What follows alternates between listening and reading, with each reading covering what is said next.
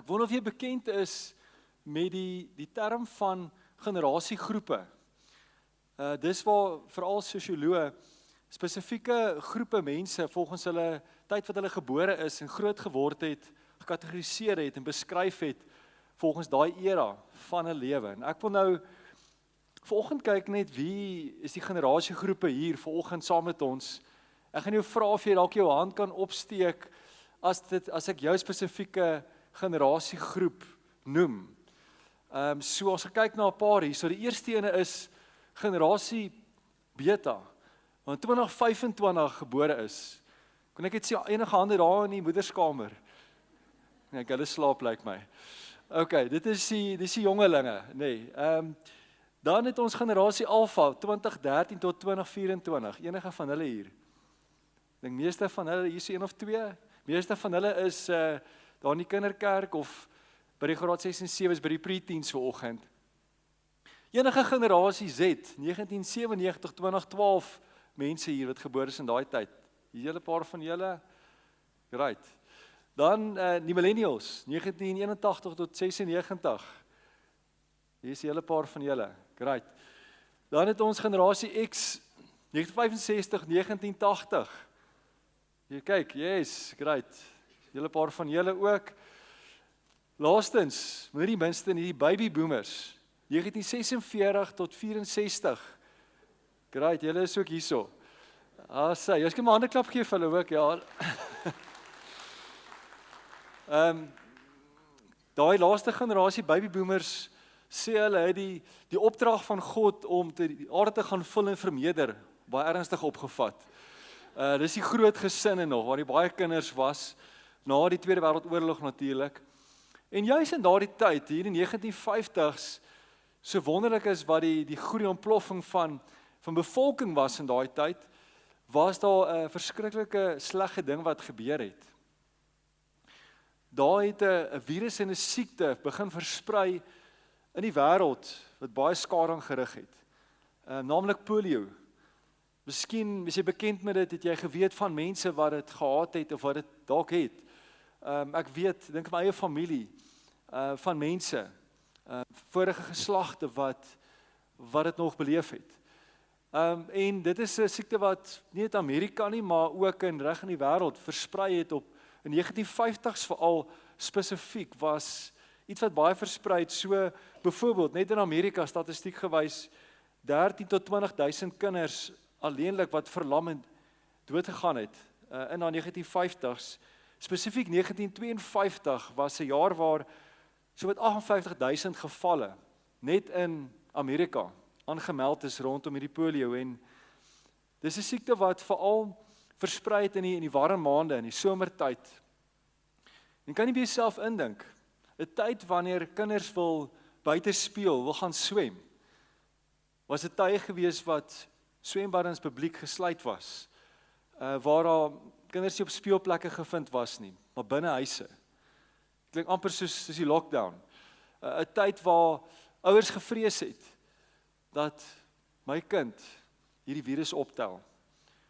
Nou, kinders wat dit opgetel het, dat was griepsimptome gewees. Nie almal het noodwendig erge simptome of gevolge gehad nie, maar 1 uit 200 van hierdie gevalle wat wel dit gekry het, het dan verder het versprei wat bekend staan as 'n eintlike verlammingssiekte, wat jou senuweestelsel aanval en vanaf jou bene begin verlam word, naderhand jou arms, tot so 'n mate dat in baie gevalle mense, kinders se longe aangetast word, dat hulle nie meer self kon asemhaal nie, as gevolg van hierdie siekte. En hulle moes dan in 'n tipe van 'n silinder, metaalsilinder toegesluit word. Bekend staan ook as hierdie longsilinder, wat hulle moes gebly het in, vir res van hulle lewe. Kan jy dink, hoe moes dit gewees het? Dis tragies.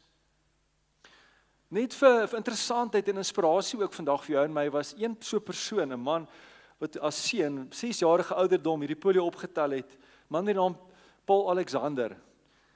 6-jarige ouderdom, 1952, tel hy hierdie virus op, verlam, hy bevind homself in hierdie silinder, wat hy toegesluit is in, vir 72 jaar van sy lewe, bevind homself in hierdie eysterlong, soos hulle dit genoem het. Ten spyte van daai onbekwaamheid, hy kon geen van sy ledemate gebruik het, hy kon basies asemhaal het, gepraat het, gedink het hy 'n regsgraad verwerf, 'n memoir geskryf, kan nie glo, hy was selfs 'n sosiale media influencer gewees, op TikTok. Dis nou nie 'n horlosie nie, dit is 'n sosiale media platform vir die baby boomers, raak wonder. Wat 330.000 volgers gehad het en inspirasie was vir baie mense en ek dink myself, kyk as hierdie man dit kan regkry, dan het ons baie om te kan doen en bereik en vir dankbaar te wees. Maar juis in hierdie tyd wat Paul Alexander ook hierdie siekte opgetel het, in 1952 was daar 'n mediese navorser gewees met die naam Jonas Salk, 'n man wat sy lewe toegewy het om 'n teenmiddel te vind vir hierdie poliovirus.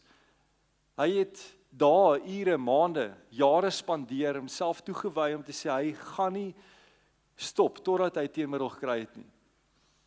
Met beperkte bronne het hy vasgebyt en hy was gedetermineerd gewees om te sê hy gaan 'n teenmiddel kry.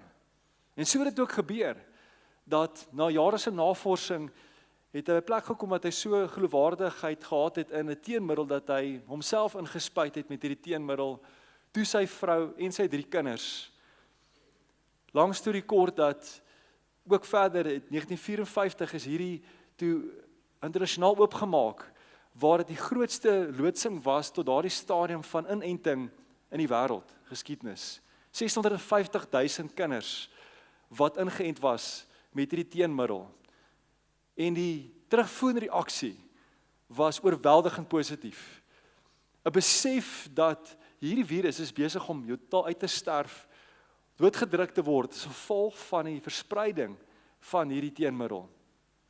En juis in hierdie tyd wat dit so 'n groot oplewing was en 'n oproering van hoop was wat dit gebring het 'n joernalis ook spesifieke onderhoud lewendig op televisie met Jonas Salk gehad. En die vraag wat gevra word vir hom is, nou wie het patentreg op hierdie teenmiddel? Sy antwoord wil ek graag vir jou lees. Hy sê die volgende: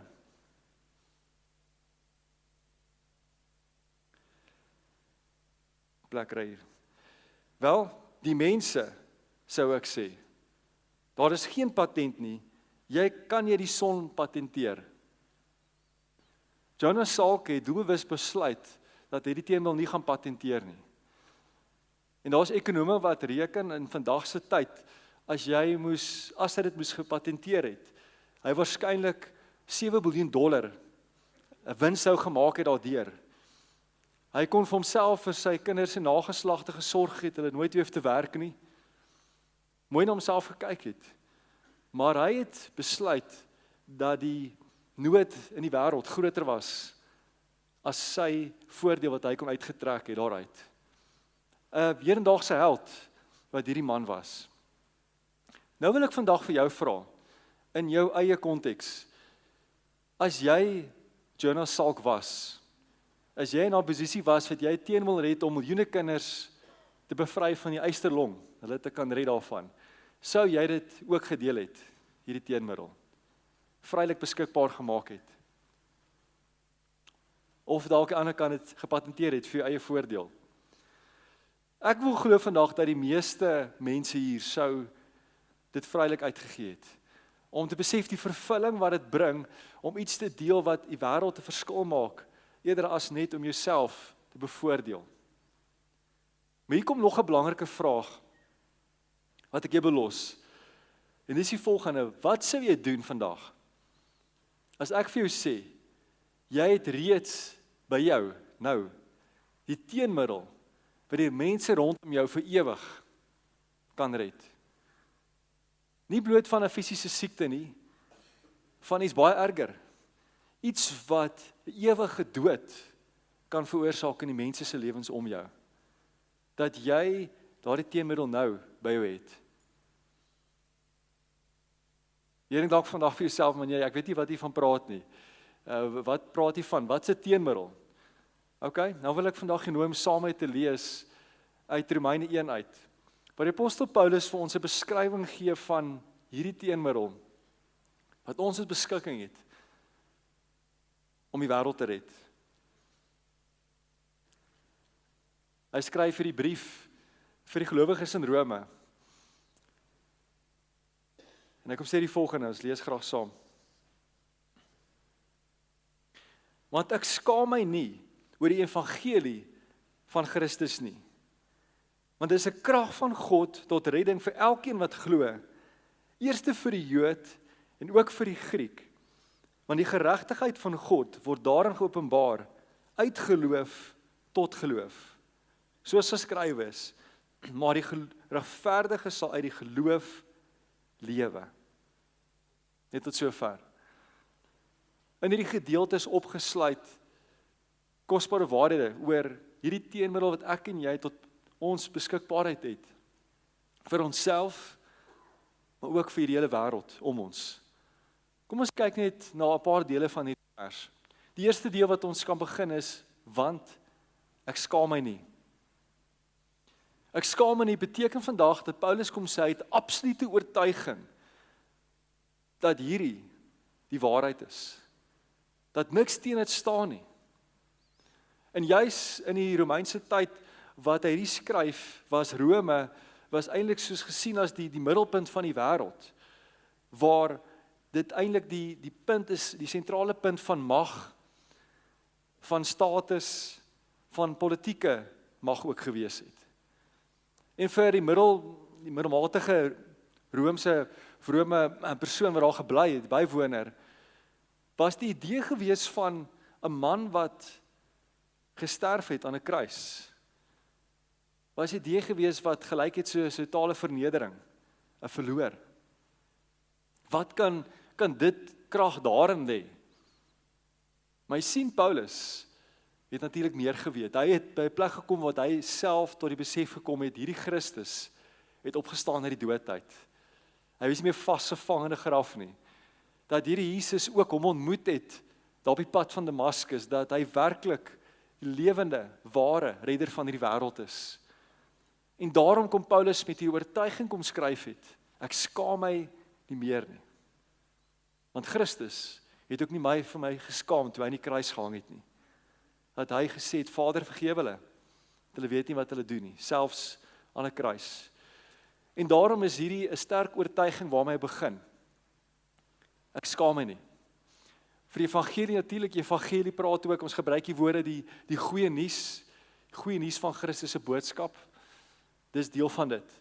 En dan gaan hy verder aan, dit is 'n krag van God.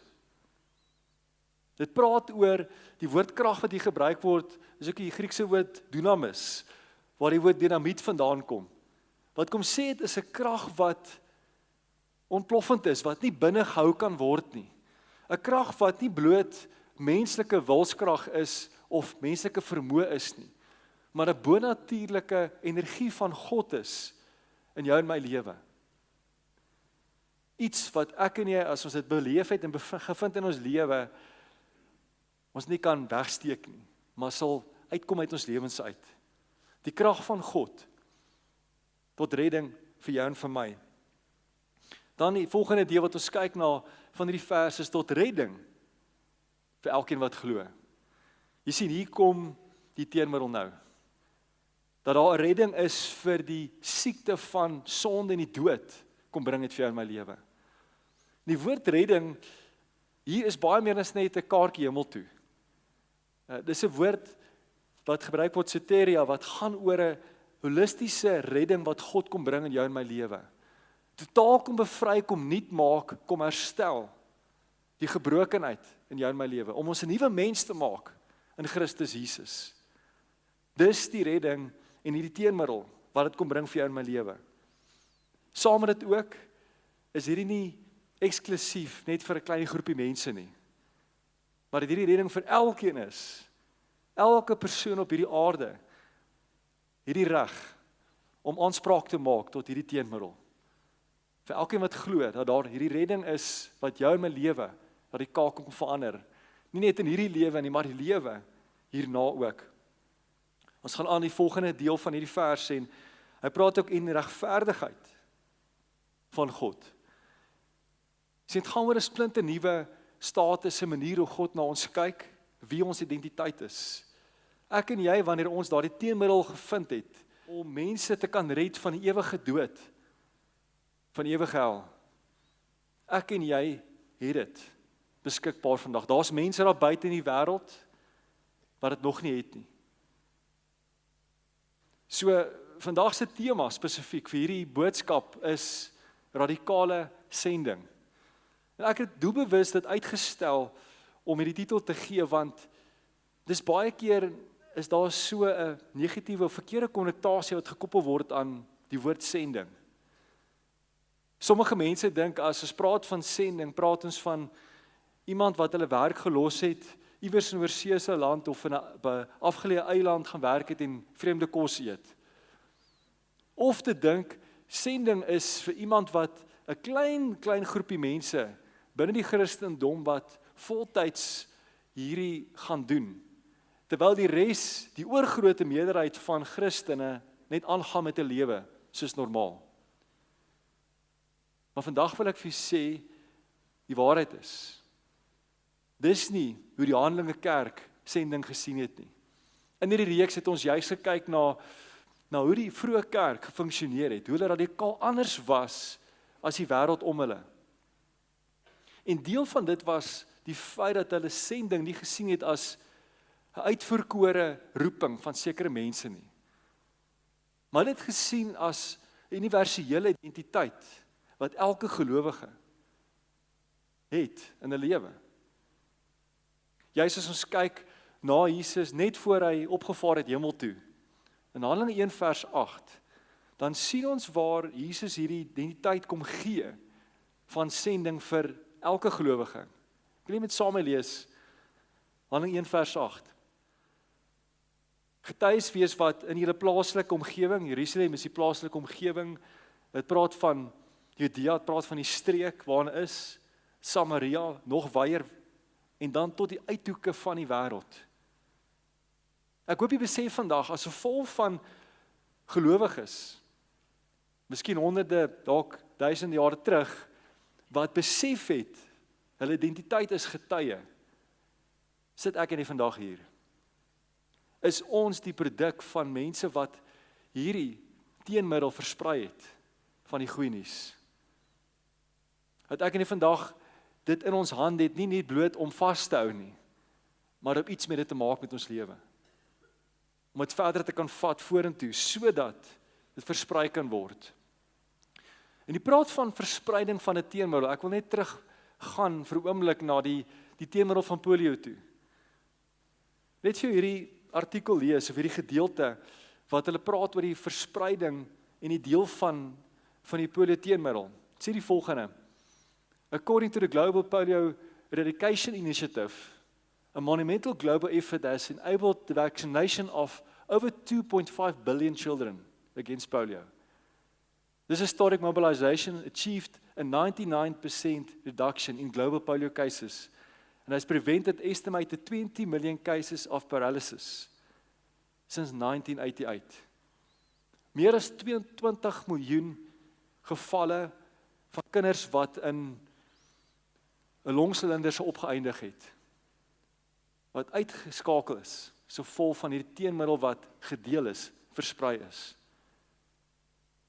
Vandag sit ek en jy met die teenmiddel van die goeie nuus van Jesus vir ewige dood en sonde. Die vraag is, wat doen ek en jy daarmee? Hoekom steek ons dit weg? Bly ons stil? Terwyl ons in hierdie wêreld so groot verskil kan maak, dit kan versprei. Daar kan baie redes wees vandag hoekom dit gebeur. Dalk het ons 'n gebrek aan kennis. Ons verstaan nie lekker wat dit behels nie. Dalk vrees ons verwerping of vervolging.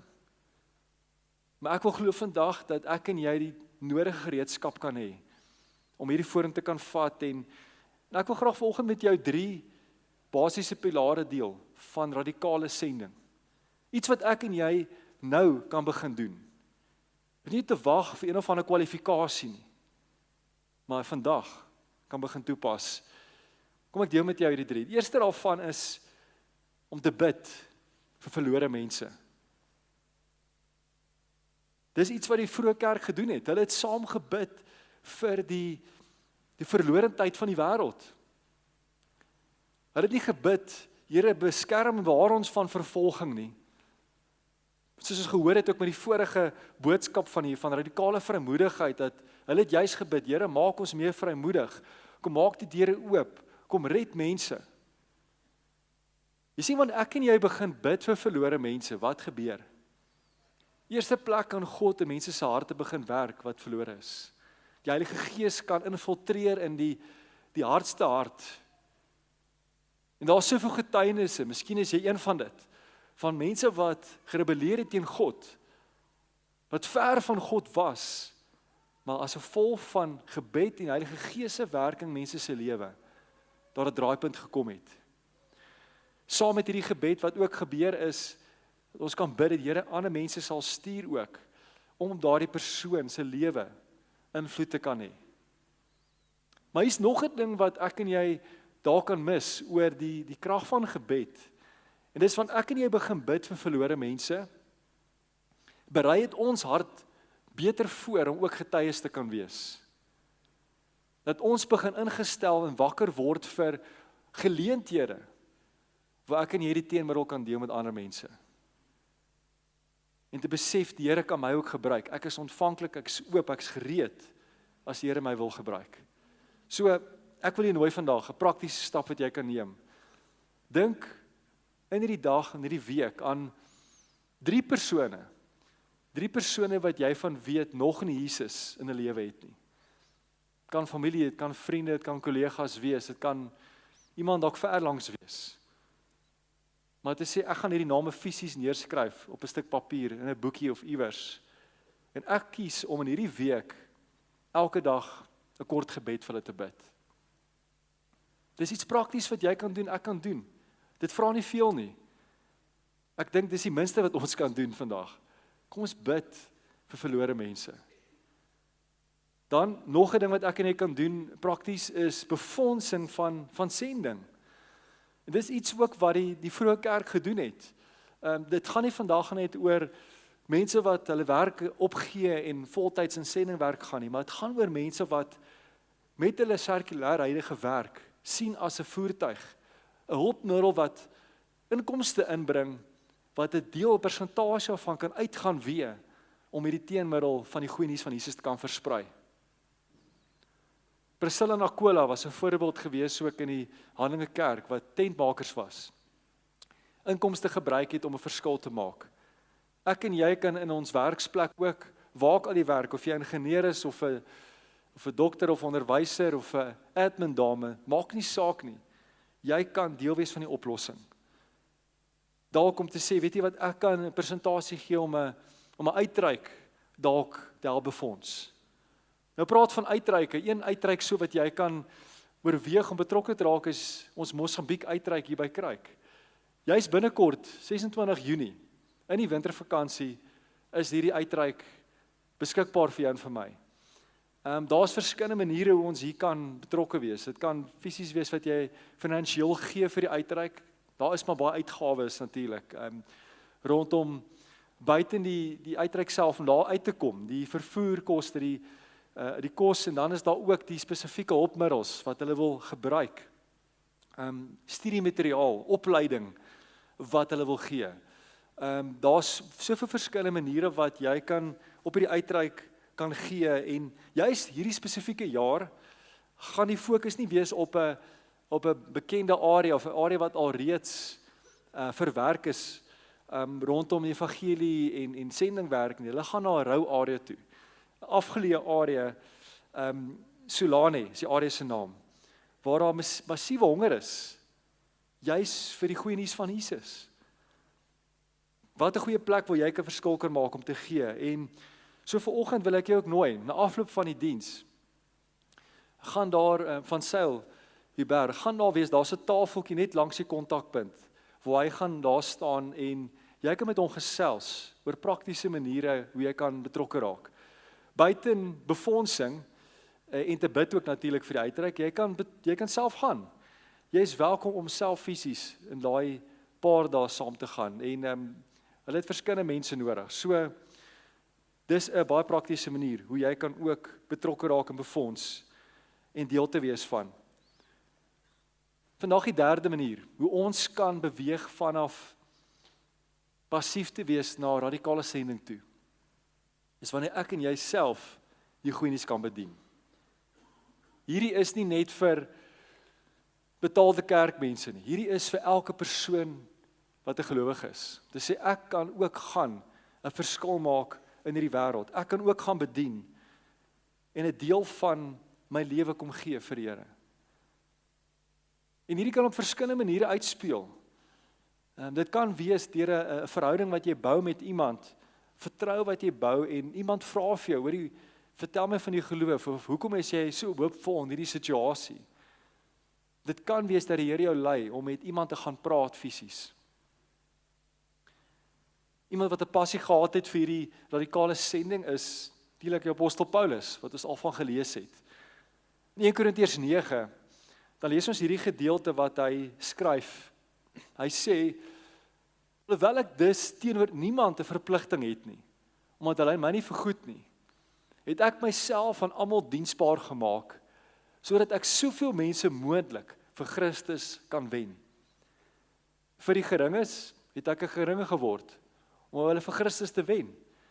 Ek het my met almal vereenselwig, om sodoende tog sommige tot verlossing te bring. Al hierdie dinge het ek ter wille van die goeie nuus gedoen, sodat ek ook aandeel aan sy seëninge kan verkry. Kan jy hoor sy passie, sy gretigheid om uit sy pad uit te gaan, om mense vir Christus te wen. Hy praat eintlik in hierdie gedeelte wat ons nou nie gelees het vandag spesifiek nie. Hy praat ook oor vir die Romein word 'n Romein, vir die Jood soos 'n Jood. Hy sê hy kom op mense se vlak sodat hy hulle kan wen vir die Here. Deur wat ek en jy net begin onsself in ander mense se skoene sit, opreg belangstel mense se lewe, is ons besig om onsself by 'n plek te posisioneer waar ons kan begin hierdie teenmiddel, hierdie goeie nuus van Jesus deel. Waar roep die Here jou in jou unieke konteks, in jou leefwêreld, tussen jou kollegas, vriende, familie, waar jy kan, soos Paulus, mense vir Christus wen. Ek het die volgende tyd om vir jou 'n hele uitleg te gee van prakties, hoe jy die goeie nuus deel nie. Maar ek het vir jou goeie nuus, vanaand by ons aanddiens, om 6:30, daar in die Klipkerk, gaan daar spesifiek prakties gedeel word, oor hoe ek en jy dit prakties kan doen, hoe ons iemand vertel van Jesus Christus, met praktiese stappe. So, dis 'n goeie geleentheid, wat jy kan vanaand ook meer inligting kry oor hoe om hierdie te kan doen. Dan mag ek en jy uitgedaag word om te sê, ek wil werklik 'n verskil maak. Nou, nog een manier, hoe jy kan ander mense bedien, met die goeie nuus ook, is juis eerskomende Saterdagoggend by ons Emba uitreik.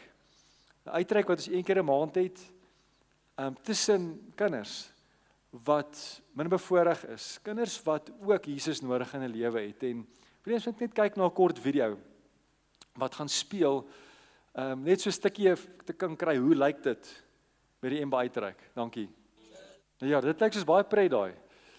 Terwyl jy gaan bedien, terwyl jy 'n verskil gaan maak.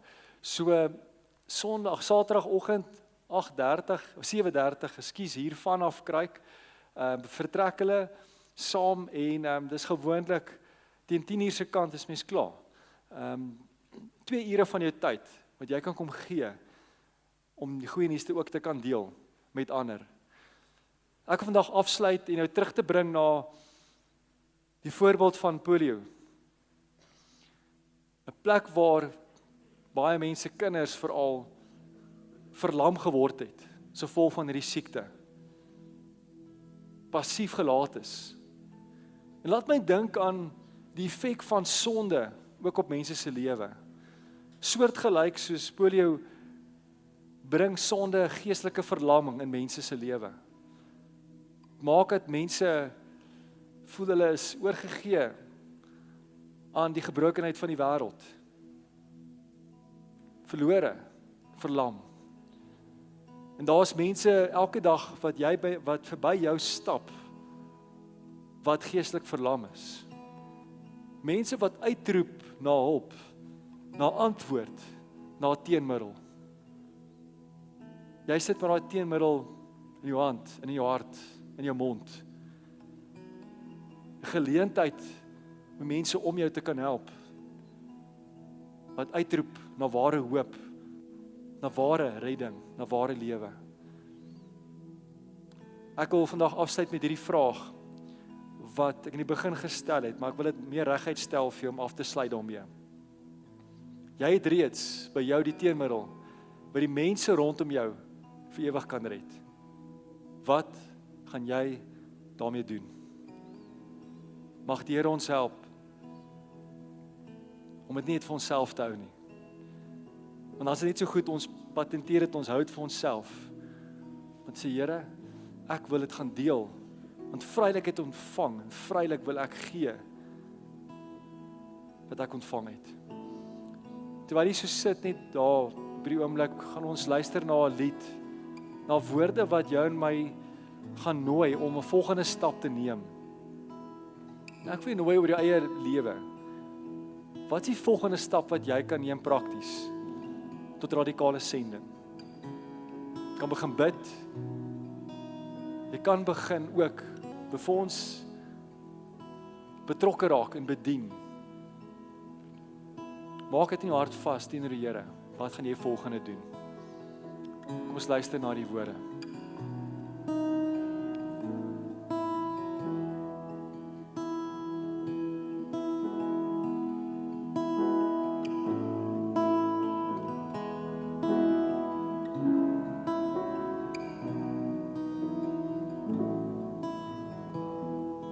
If it's bandaging the broken, or harsh and filthy feet,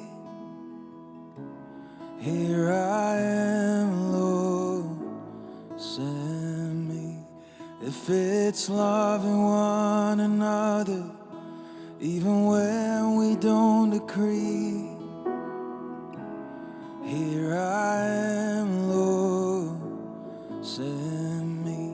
And if I'm known by how I love, let my life reflect how much I love you.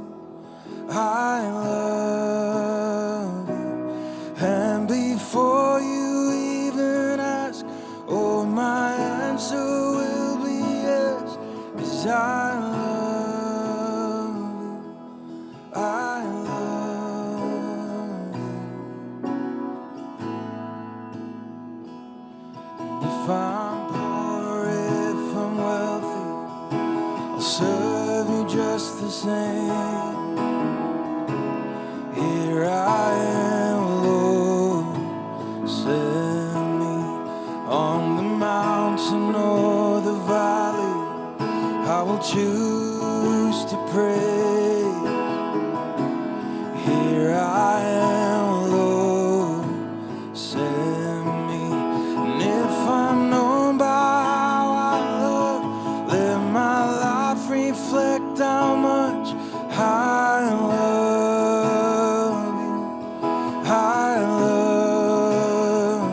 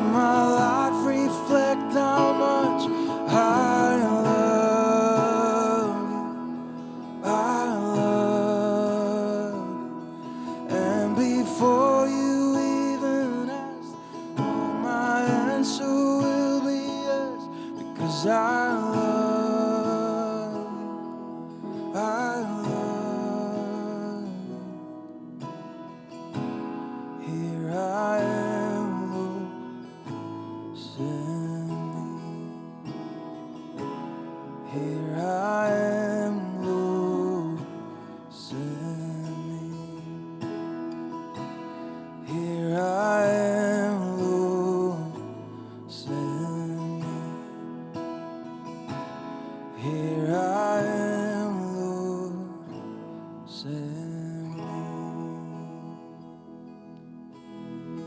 Hemelse Vader, ons wil vanoggend ook kom, Here, en dat sê, Here, hier is ons. Gebruik ons, Here, stuur ons. Maak ons ook instrumente, Here, om hierdie goeie nuus van Jesus, die teenmiddel van sonde en die dood, Here, te kan deel met 'n gebroke, siek wêreld. Dankie Vader dat U iemand gestuur het op ons pad om daardie met ons te kom deel, die goeie nuus van Jesus. Ons verdien dit nie, Here, dis genade. En vandag besef ook U nooi ons, Here, om die volgende stap te gee ook om uit te gaan, Here, en dit te kan versprei na hierdie wêreld toe. Ons vandag kom verklaar, Here, ons is lief vir U. Ons is lief ook vir ons medemens, Here. Selfs vir die sondaar, die gebroke mens, Here, soos wat U hartbreek ook vir hulle. En Here, mag die manier hoe ons uitgaan 'n refleksie wees van daardie liefde vir U en vir ons medemens. Mag ons wys dat ons werklik omgee. Wys vir ons in ons praktiese unieke leefwêreld, Here, hoe kan ons hier begin uitleef? Waar jy ons roep, Here, daar kom net te begin bid. Dat ons hierdie week sou intentioneel bid vir daardie verlore mense. Waar jy ons lei ook om te kan gee, dat dit sal befonds. Maar verder ook, ek weet vandag dat die elkeen hier roep ook op die regte tyd en plek om te kan gaan bedien hierdie goeie nuus van Jesus. Dankie Vader dat ons medewerkers kan wees van die bou van die koninkryk, bou van die kerk. Help ons, Here, om as gemeente Kruik radikaal anders te wees in hierdie wêreld. In ons leefwêreld. Vader, mag U lig helder skyn deur ons lewe. Dis ons gebed in Jesus naam. Ek bid net, Here, ook as hier vanoggend iemand hier sit wat nog nie oorgawe vir Jesus gemaak het nie. Dat hulle sal sê, ek neem die eerste tree. Ek sê ja vir Jesus. Dankie Vader, ons bid dit in Jesus naam. Amen.